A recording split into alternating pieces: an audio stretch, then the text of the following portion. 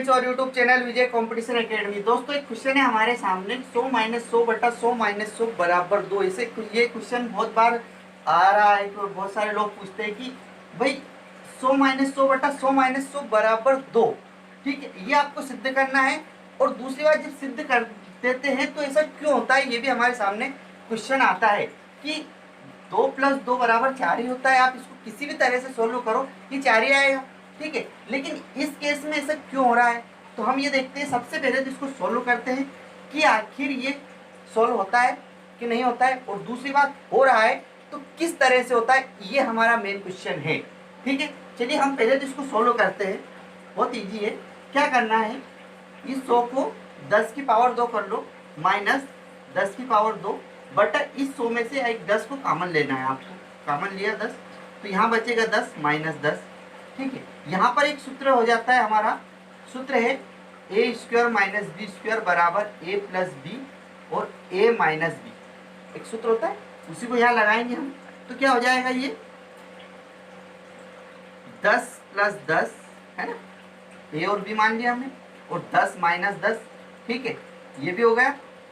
और यहाँ से 10 तो है ही सही, 10 माइनस 10, ठीक है। इस 10 माइनस 10 से ये कट गए। अब बचेगा क्या, ऊपर 10 और 10 20 और नीचे 10 बराबर 0 से 0 2।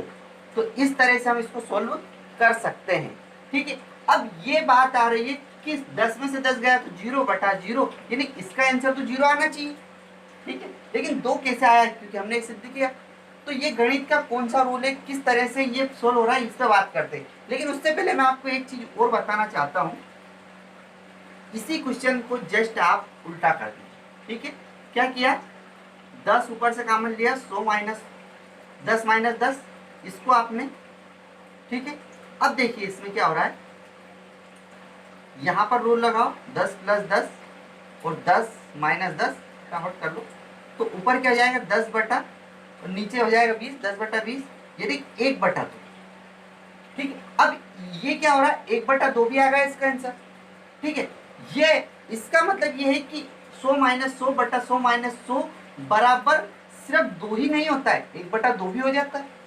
अब ये डिपेंड क्या कर रहा है कि आपने इस तरह से सॉल्व किया है, ठीक है। अब ये देखिए कि क्यों हुआ है। अब हमने एक रूल पढ़ा था कि अगर 0 में आप किसी संख्या का भाग देते हो, एक्स वाई जेड किसी का भी भाग दे रहे हो, तो वो 0 आएगा, ठीक है।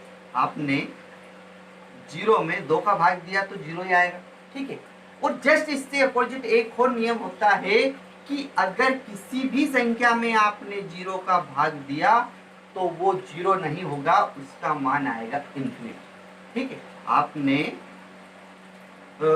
4 में अगर 0 का भाग दिया तो ये 0 नहीं आएगा, इसका मान क्या आएगा, इन्फिनिटी, ठीक है।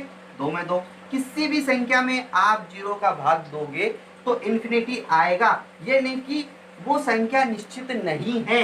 और यहीं पर ये रूल फॉलो होगा कि ऊपर भी क्या हो गया 0 और नीचे क्या हो रहा है 0। अब 0 में 0 का भाग दिया तो ये कभी भी 0 नहीं होगा, ये क्या आएगा, इसका मान इन्फिनिटी, यानी कि कुछ भी आ सकता है।